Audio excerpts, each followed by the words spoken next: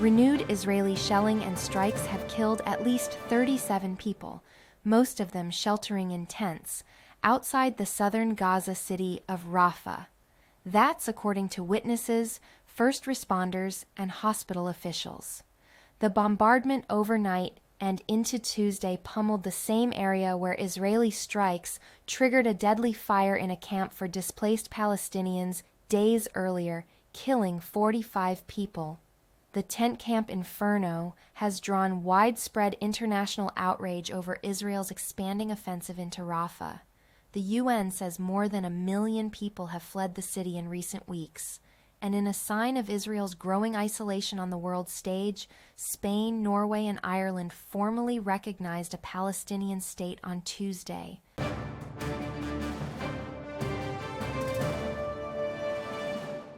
President Joe Biden will be formally nominated as the Democratic presidential nominee through a virtual roll call ahead of the party's official convention in Chicago in August, a maneuver that will allow Biden to appear on the ballot in Ohio this November.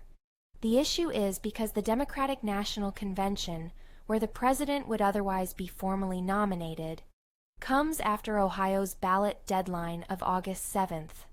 The party's convention is scheduled for August 19th through the 22nd.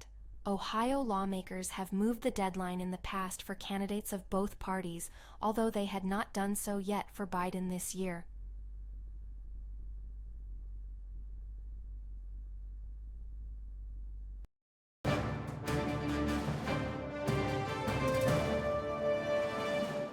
Are voting in an election seen as their country's most important in 30 years. It's a vote that could put their young democracy into unknown territory. At stake Wednesday is the 3-decade dominance of the African National Congress Party. It led South Africa out of apartheid's brutal white minority rule in 1994, but it's now the target of a new generation of discontent in a country of 62 million people. The ANC has won 6 successive national elections, but several polls have the ANC's support at less than 50% ahead of this vote. The party might lose its majority in parliament for the first time. Final results are expected by Sunday.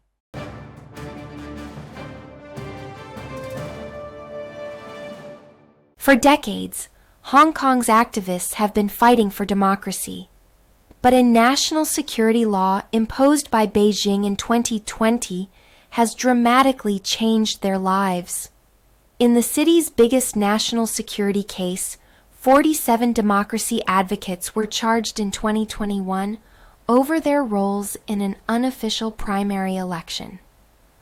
Most of them have been in custody for over 3 years, facing an uncertain future about when they can reunite with their loved ones. The separation has taken a heavy emotional toll on their families, too. On Thursday, 16 activists who pleaded not guilty will learn their verdicts. If convicted, they could be sentenced to up to life in prison. Others who pleaded guilty will be sentenced later.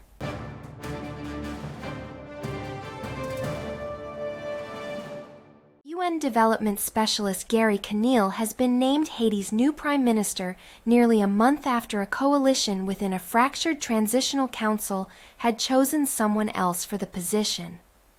The long-awaited move announced Tuesday evening comes as gangs continue to terrorize the capital of Port-au-Prince, opening fire in once peaceful neighborhoods and using heavy machinery to demolish several police stations and prisons. In addition to choosing a new prime minister, the council also is responsible for selecting a new cabinet and holding general elections by the end of next year. This has been Dunkley Now.